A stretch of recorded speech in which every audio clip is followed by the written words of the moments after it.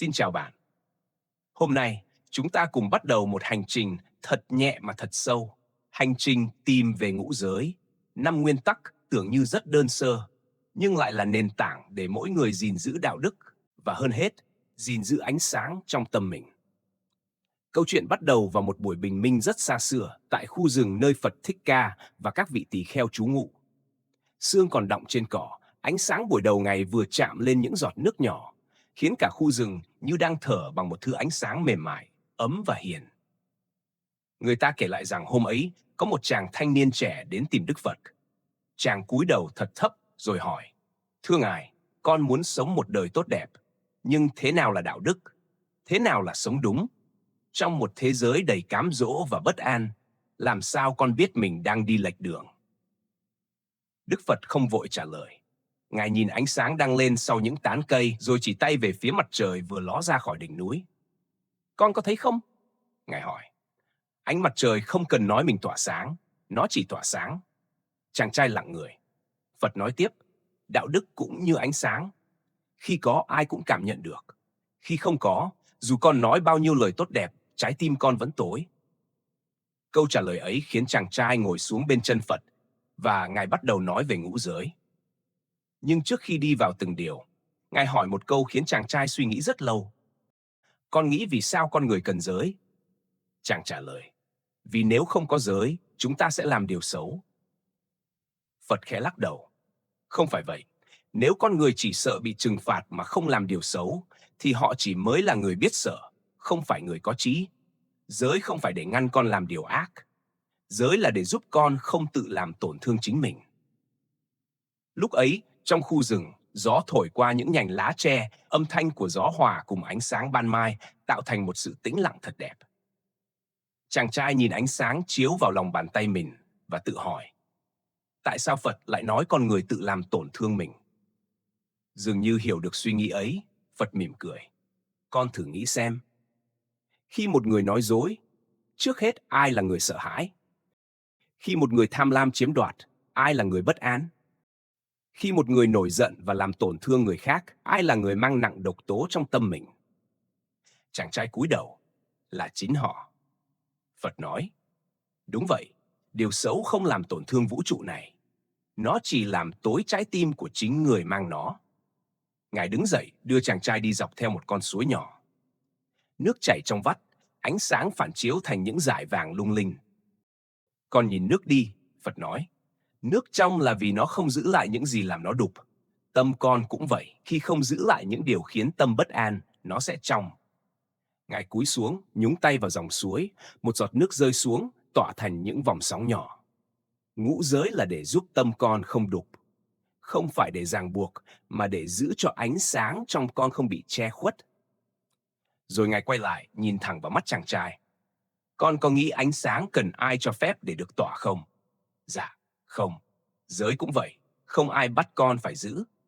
Nhưng nếu giữ, con sẽ thấy tâm mình nhẹ, con đường mình đi sáng, và thế giới quanh con trở nên an bình." Chúng ta vẫn thường nghĩ đạo đức là thứ để nói, để dạy, nhưng Phật lại dạy ngược lại. Đạo đức không nằm ở lời giảng, mà nằm trong từng hành động nhỏ, từng ý nghĩ kín đáo, từng lựa chọn khi chẳng ai nhìn thấy. Một người giữ giới không phải vì sợ bị lên án, mà vì họ muốn giữ cho ánh sáng trong bản thân không tắt. Một người không sát sinh không phải vì luật cấm, mà vì họ hiểu rằng khi bớt gây tổn thương, tâm sẽ bớt khổ. Một người không trộm cắp không phải vì sợ bị bắt, mà vì họ hiểu rằng lòng tham làm bóng tối trong tâm lớn lên. Một người không nói dối không phải để được khen là trung thực, mà vì họ biết rằng mỗi lời sai sự thật là một lớp bụi phủ lên ánh sáng trong lòng. Khi đi tới cuối con suối, Phật dừng lại trước một tảng đá lớn cỏ phủ xanh. "Con nhìn tảng đá này," Ngài nói. "Nó đứng đây qua nắng mưa, qua bao năm tháng, nhưng nó không tự tỏa sáng được." Ngài nhìn lên bầu trời nơi ánh sáng ban mai đang lan rộng. Chỉ có ánh sáng mới soi được bóng tối, và chỉ có người giữ giới mới giữ được ánh sáng trong mình. Chàng trai lặng im rất lâu. Như thể, bao nhiêu năm nay anh vẫn tìm đạo đức ở bên ngoài, mà chưa bao giờ nhìn vào chính trái tim mình. Phật chậm rãi nói: "Người không giữ giới giống như kẻ đi đêm mà không đèn. Họ không biết mình sẽ vấp vào đâu. Giữ giới là giữ lấy ánh sáng, để con biết con đang đi về đâu. Ánh nắng sáng hơn chiếu lên khuôn mặt bình yên của Phật và lên gương mặt đang dần sáng ra của chàng trai. Muốn có ánh sáng trong tâm, hãy bắt đầu từ những điều rất nhỏ. Sau khi đưa chàng trai đi dọc con suối trong rừng, Phật dừng lại dưới gốc một cây sa la lớn. Ánh sáng lọc qua cành lá, rơi xuống thành từng đốm vàng, tựa như những ngọn đèn nhỏ treo giữa không trung. Ngài nói, giới không phải những điều cấm, giới là những ngọn đèn. Mỗi ngọn đèn giữ cho một phần tâm con được sáng. Rồi Ngài bắt đầu từ giới thứ nhất. 1. Không sát sinh. Ngọn đèn của lòng nhân. Phật cúi xuống, nhặt một chiếc lá rơi trên mặt đất, nhẹ như hơi thở. Ngài nói, một người có thể mạnh, một người có thể giỏi, nhưng nếu không có lòng nhân, thì họ giống như cỏ dại, mọc nhanh nhưng không có rễ. Không sát sinh không chỉ là không lấy mạng, mà là không gây tổn thương. Không sát sinh còn là cách ta cư xử với những điều nhỏ bé hơn mình. Con vật yếu, một nhành cây non, hay cả những người đang ở vị thế thấp hơn. Phật hỏi chàng trai, con nghĩ ai là người khổ nhất khi gây tổn thương? Chàng do dự rồi nói, người bị tổn thương, chứ ạ. Phật lắc đầu, không, người gây tổn thương khổ trước vì trong họ đã có hạt giống của bạo lực. Ngọn đèn thứ nhất là giữ lòng nhân dịu dàng như nước. Nước không làm hại ai, nhưng lại có thể nuôi cả cánh rừng. 2. Không trộm cắp, ngọn đèn của sự trong sạch. Phật đưa tay lên để ánh sáng chiếu qua những kẽ ngón tay. Ngài hỏi, con có thấy không? Ánh sáng đi qua tay ta, nhưng tay ta không giữ được chút gì. Không trộm cắp không chỉ là không lấy của người khác, mà còn là không lấy những gì không thuộc về mình. Trong đời sống, người ta có thể trộm không phải bằng bàn tay mà bằng tâm, trộm lòng tin, trộm thời gian của người khác, trộm công sức của tập thể, trộm cơ hội của người hiền. Phật nói, khi con lấy thứ không thuộc về mình, con sẽ đánh mất một thứ lớn hơn, đó là sự trong sạch bên trong. Chàng trai im lặng, như thể nhìn thấy chính mình trong lời ấy. Ngọn đèn thứ hai là ngọn đèn của sự công chính. Người có lòng trong sạch không cần chứng minh, ánh sáng tự nói thay họ. 3. Không tả dâm, ngọn đèn của sự chuẩn mực và trân trọng. Phật nhìn xa về phía cánh rừng, nơi những tán cây đan vào nhau hài hòa. Ngài nói, trong đời sống, mối liên kết giữa người và người là điều thiêng liêng. Nếu con không trân trọng, mọi thứ sẽ sớm đổ vỡ. Không tà dâm không phải là cấm đoán tình yêu, mà là giữ sự trong sạch của sự gắn kết. Người tà dâm không chỉ làm tổn thương người khác, mà tổn thương chính sự trung thực trong lòng mình. Một mối quan hệ không dựa trên chân thật, tựa như ngọn đèn bị gió thổi từ nhiều hướng, không bao giờ sáng lâu. Phật nói, khi lòng người lạc hướng, tâm hồn sẽ tối lại. Ngọn đèn thứ ba là ngọn đèn giữ cho trái tim biết trân trọng người mình có và biết dừng lại trước những điều không nên bước vào. 4. Không nói dối, ngọn đèn của sự thật. Phật đưa tay hứng một tia sáng rơi xuống. Con thấy ánh sáng này không? Dù con che tay nó cũng tìm đường để lọt qua. Ngài nói, sự thật cũng vậy.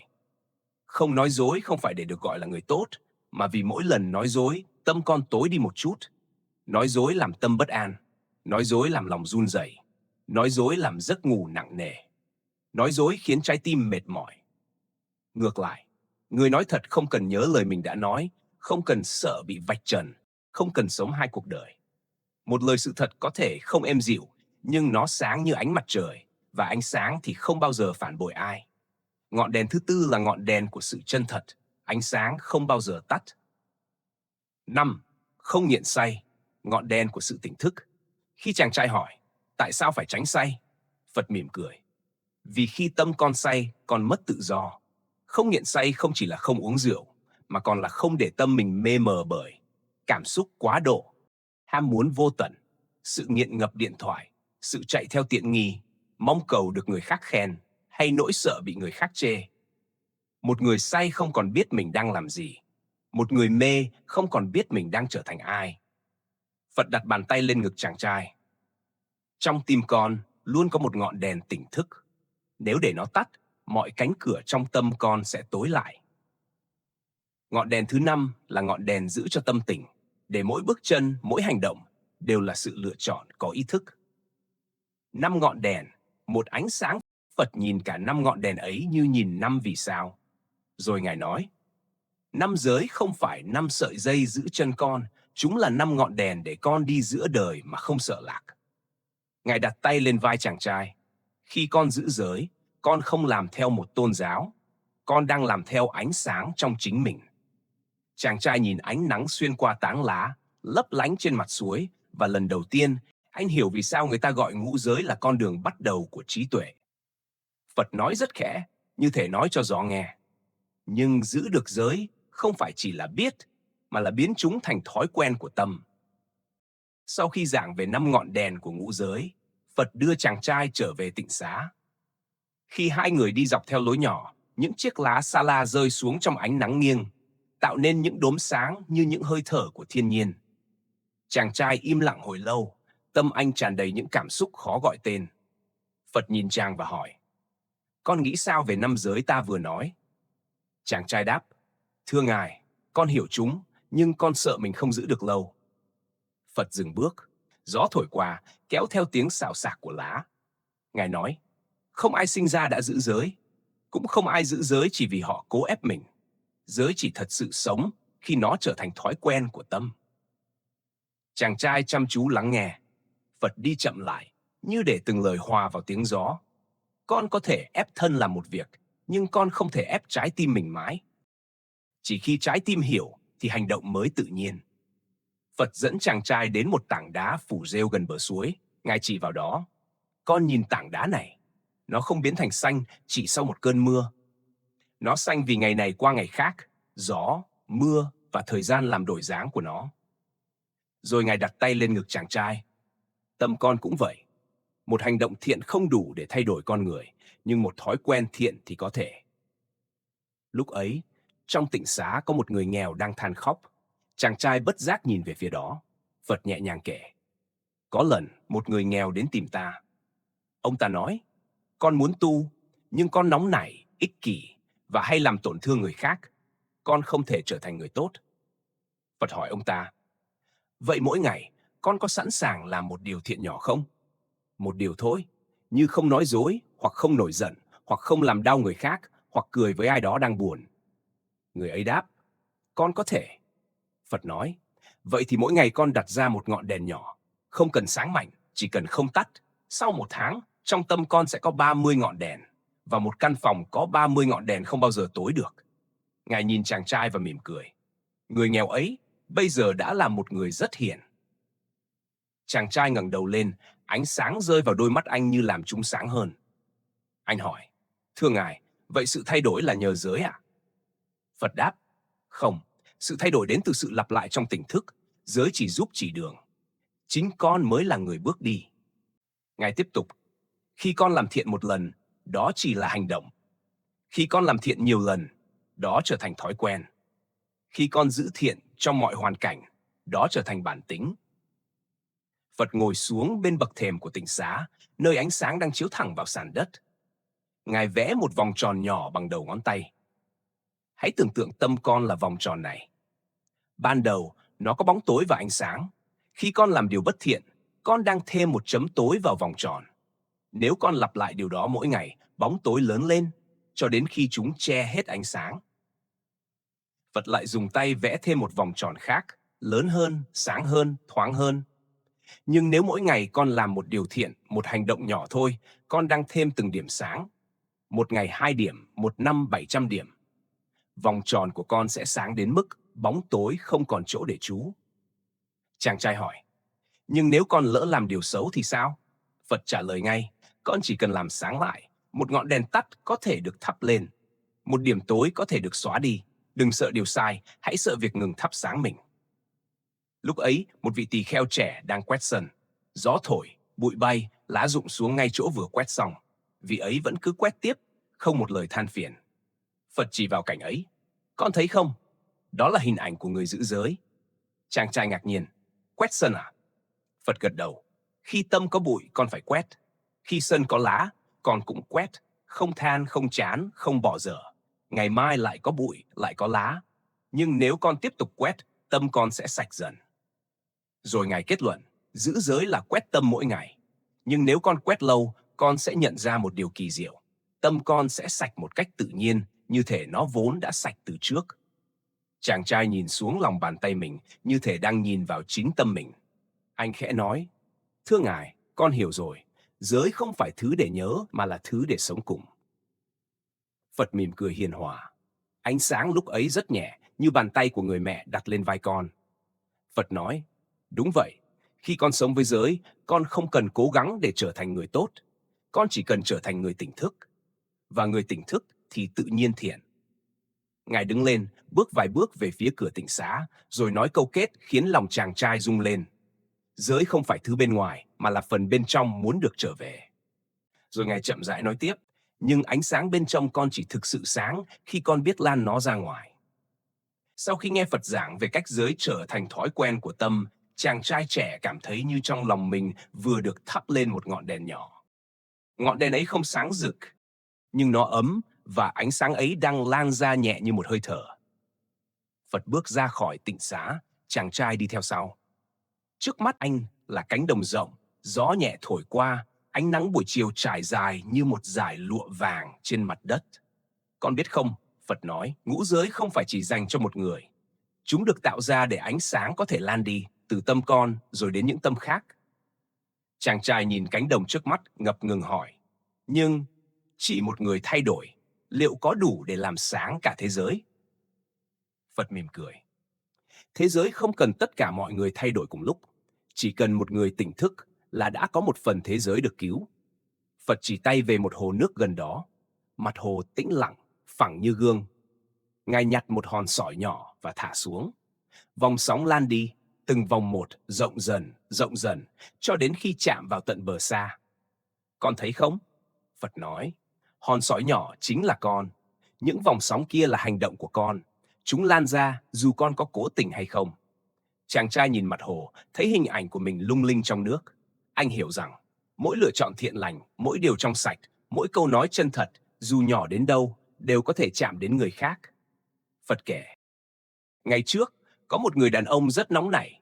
Ông ta thường mắng nhiếc vợ, làm tổn thương con và gây gổ với hàng xóm. Một hôm, ông ta hỏi Phật, tại sao con làm điều xấu mà người khác cũng khổ? Con chỉ làm tổn thương chính con thôi mà. Phật nói, khi một người gây độc, họ không thể giữ độc trong một chỗ. Nó lan ra qua ánh mắt, qua giọng nói, qua cách họ cư xử. Ngài cầm một chén nước trong, thả vào đó một giọt màu đen. Giọt màu lan ra rất nhanh, nhuộm cả bát nước. Ngài hỏi, con nghĩ ai uống nước này sẽ khổ? Người đàn ông đáp, tất cả những ai uống nó. Phật nói, đúng vậy, và tâm con cũng là chén nước ấy. Nếu tâm con đục, những người uống từ con, vợ con cái, người xung quanh đều sẽ khổ. Chàng trai nghe xong rùng mình, anh hỏi, vậy giữ giới có thể cứu được cả gia đình à? Phật gật đầu, khi một người giữ giới, họ trở nên dịu dàng hơn, thật thà hơn, tỉnh thức hơn và an tĩnh hơn. Một gia đình có một người như vậy, tự nhiên sẽ ít xung đột hơn, ít tổn thương hơn và ít bóng tối hơn. Ngài nói tiếp, người xưa có câu, giã hòa vạn sự hưng, nhưng hòa không tự đến. Nó bắt đầu từ một người biết thắp sáng chính mình. Chàng trai suy nghĩ rất lâu. Anh hỏi, nhưng làm sao để ánh sáng đó lan ra được nữa? Phật dẫn anh đi trên con đường nhỏ đến một ngôi làng gần đó. Trẻ con đang chơi đùa, người lớn đang phơi thóc, một cụ già đang giỏ trước hiên nhà. Phật nói, con thử nhìn xem, một làng quê có thể hòa bình không phải vì không có người xấu, mà vì có nhiều người thiện. Ngài chỉ vào một ông lão đang giúp một đứa trẻ sửa lại chiếc rìu. Ông ấy không nói về đạo đức, nhưng ông sống bằng đạo đức. Đó là ngũ giới không lời. Rồi Ngài chỉ một phụ nữ đang chia phần thức ăn cho những đứa trẻ nghèo. Đó cũng là giới đang sáng lên. Ngài chỉ một thanh niên đang đỡ một cụ già qua đường. Đó cũng là giới. Chàng trai ngạc nhiên, nhưng họ đâu có tu. Phật đặt tay lên vai anh. Họ không cần gọi tên giới để giới nằm trong họ. Họ tiếp tục đi qua làng, và Phật kể thêm một câu chuyện. Ngày trước, có một vị vua hỏi ta, làm sao để nước ta yên? Phật trả lời ông, nếu vua trong sạch, triều đình sẽ bớt tham. Nếu triều đình bớt tham, dân sẽ bớt khổ. Và nếu dân bớt khổ, đất nước tự nhiên yên. Vua hỏi, chỉ cần một người sao? Phật đáp, tất cả bắt đầu từ một người. Một người chính trực có thể khiến cả triều đình thay đổi. Chàng trai nhớ đến vòng sóng lan trên mặt hồ. Anh khẽ nói, vậy nếu một người giữ giới, thì cả cộng đồng có thể sáng lên ạ? Phật mỉm cười hiền. Khi một ngọn đèn được thắp lên, một căn phòng sáng. Khi hai ngọn được thắp, hai căn phòng sáng. Nếu mỗi người đều thắp một ngọn đèn, thì cả thế gian sáng. Rồi Ngài nói chậm rãi, đạo đức không cần ép buộc. Nó lan bằng sự bình an, lan bằng sự chân thật, lan bằng sự khiêm nhường, lan bằng hành động thầm lặng. Gió thổi qua, ánh sáng lay động trên những mái nhà đơn sơ. Chàng trai cảm nhận được một điều rất sâu. Ngũ giới nhỏ bé thật, nhưng sức mạnh của chúng có thể khiến cả thế giới thay đổi. Khi họ bước ra khỏi làng, mặt trời đã bắt đầu lặn. Ánh sáng cuối ngày trải dài như tấm thảm vàng trên con đường đất. Phật đứng lại, nhìn ánh chiều đỏ rực đang buông xuống. Ngài nói, ánh sáng của mặt trời sẽ tắt khi đêm đến, nhưng ánh sáng của giới, nếu con giữ trong tâm, sẽ không bao giờ tắt. Chàng trai hướng mắt nhìn mặt trời rồi nhìn xuống bàn tay mình, như thể đang cầm một ngọn đèn vô hình. Phật khẽ nói, nhưng nhớ một điều, giữ giới cho mình là một phần, biết đem giới vào đời sống là phần còn lại. Khi rời khỏi ngôi làng, Phật và chàng trai trở lại con đường mòn dẫn về tỉnh xá. Hoàng hôn đã buông gần hết, chỉ còn vài vệt sáng mỏng manh nằm trên ngọn cây, như những sợi chỉ vàng cuối cùng nối ngày và đêm lại với nhau. Chàng trai nhìn ánh sáng đang tắt dần ấy và cảm thấy trong lòng mình có điều gì rất khác buổi ban mai. Anh đã hiểu ngũ giới, anh đã hiểu thói quen của tâm, anh đã thấy ánh sáng lan đi như thế nào. Nhưng vẫn còn một câu hỏi, một điều anh chưa dám hỏi. Anh chậm rãi nói, thưa Ngài, ngày này khác ngày xưa rất nhiều. Xã hội có quá nhiều điều khiến con mệt, lo toan, áp lực, nỗi sợ, cạnh tranh. Làm sao con giữ giới giữa cuộc đời bộn bề này? Làm sao giữ ánh sáng khi chung quanh là quá nhiều bóng tối? Phật dừng lại. Ngài đứng bên gốc cây sa la lớn, nơi ánh sáng cuối ngày chiếu xuống thành một vòng sáng dịu dàng quanh thân Ngài. Con nghĩ thế gian nhiều bóng tối hơn xưa à? Ngài hỏi. Chàng trai cúi đầu. Con không biết. Nhưng con thấy con người ngày nay dễ nóng nảy hơn, dễ tổn thương hơn, dễ giận dữ hơn, dễ mất niềm tin hơn. Phật nhìn sâu vào mắt chàng trai, như nhìn vào chính nỗi lo của biết bao người. Thế gian chưa từng thay đổi nhiều, Ngài nói. Chỉ có lòng người thay đổi. Và khi lòng người đổi khác, thế gian sẽ đổi theo. Rồi Ngài chỉ vào lòng bàn tay của mình. Tâm con ở đâu, thế giới của con ở đó. Ngài dẫn chàng trai ngồi xuống dưới gốc cây, ánh sáng hoàng hôn hắt lên đôi mắt anh, khiến chúng ánh lên một sắc màu rất mềm. Con nghe ta kể một câu chuyện. Phật kể về một người đàn ông sống trong một thành phố đông đúc. Ông ta rất tốt, nhưng ông ta mệt mỏi vì mỗi ngày phải đối diện với người tham lam, kẻ nói dối, những tranh giành ích kỷ và những nỗi sợ khiến người ta vô tình làm tổn thương nhau. Một ngày, ông đến gặp Phật và than, con muốn giữ giới, nhưng con sống giữa đời, không phải trong rừng. Làm sao con sống trong sạch khi xung quanh con quá nhiều điều nhiễu loạn? Phật nhìn ông thật lâu, rồi đưa ông một ngọn đèn nhỏ. Con hãy cầm ngọn đèn này đi qua thành phố vào ban đêm, Ngài nói. Nhưng nhớ giữ cho đèn không tắt. Người đàn ông làm theo. Ông đi qua những con đường đông, những nơi xô bồ, những góc tối nơi người ta chửi bới nhau, những chợ đêm nơi kẻ trộm len lỏi và những nhà hàng nơi rượu chảy như nước. Nhưng ông giữ ngọn đèn không tắt. Khi trở về, Phật hỏi, con đã thấy gì? Người đàn ông đáp, con không thấy gì nhiều, vì con chỉ chú ý vào ánh đèn của con và giữ nó khỏi gió. Phật mỉm cười. Đó chính là cách con giữ giới giữa đời. Không phải nhìn bóng tối của thế gian, mà là giữ ánh sáng trong chính mình. Chàng trai nghe đến đây, một sự bình an lan vào lòng như dòng nước mát. Anh nói khẽ, vậy giữ giới không phải để né tránh thế gian, mà là để không đánh mất mình giữa thế gian. Phật gật đầu. Đúng vậy, người giữ giới không phải người sợ đời, mà là người biết mình là ai, biết mình muốn sống thế nào. Ngài nói tiếp, giữ giới không biến con thành thánh nhân, giữ giới chỉ giúp con sống đúng làm người. Gió thổi nhẹ, ánh sáng cuối cùng của hoàng hôn chạm vào gương mặt chàng trai, khiến nó sáng lên một cách lạ kỳ. Anh cảm thấy mình như hiểu ra một điều mà anh tìm kiếm bao năm nay. Đạo đức không phải là những điều cao xa, không phải là những bài giảng dài, không phải là những điều phải nhớ, mà là những điều nhỏ, những lựa chọn nhỏ, những hành động nhỏ, lặp lại mỗi ngày với một trái tim tỉnh thức. Phật nói, nếu con giữ giới để chứng minh điều gì đó, giới sẽ thành gánh nặng. Nhưng nếu con giữ giới như hơi thở, giới sẽ trở thành con đường. Rồi Ngài đứng dậy. Bầu trời đã tím lại, những vì sao đầu tiên xuất hiện. Ánh sáng giờ đây không còn là ánh sáng mặt trời nữa, mà là ánh sáng của đêm, ánh sáng của tĩnh lặng. Con nhìn bầu trời đi, Phật nói. Ban ngày, bầu trời sáng vì mặt trời. Ban đêm, bầu trời sáng vì sao. Ánh sáng có nhiều dạng, nhưng bản chất không đổi. Ngài đặt tay lên ngực chàng trai. Tâm con cũng vậy. Dù đời đổi thay, ánh sáng bên trong con vẫn có thể sáng theo nhiều cách. Chàng trai đứng dậy, hít một hơi thật sâu. Anh cảm thấy như mình vừa đi qua một hành trình dài, từ sự ngây ngô của buổi sáng, đến sự hiểu biết của ban trưa, rồi đến sự tĩnh lặng sâu sắc của buổi tối. Anh nói khẽ, thưa Ngài, con sẽ giữ ngũ giới, không phải để làm đẹp cho đời, mà để giữ sáng cho chính con. Phật mỉm cười. Khi con giữ sáng cho con cũng đang giữ sáng cho đời.